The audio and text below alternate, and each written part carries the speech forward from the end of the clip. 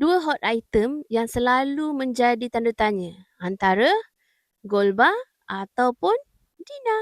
Mana yang lebih baik? Dari sudut keuntungan, gold bar ataupun Dina sama saja. Kerana keuntungan emas berdasarkan berat dan ketulinan, bukan tentang bentuk. Melainkan barang kemas. Sebab barang kemas dia ada extra cost yang mana dia ada kos upah, kos tukang, kos pembuatan.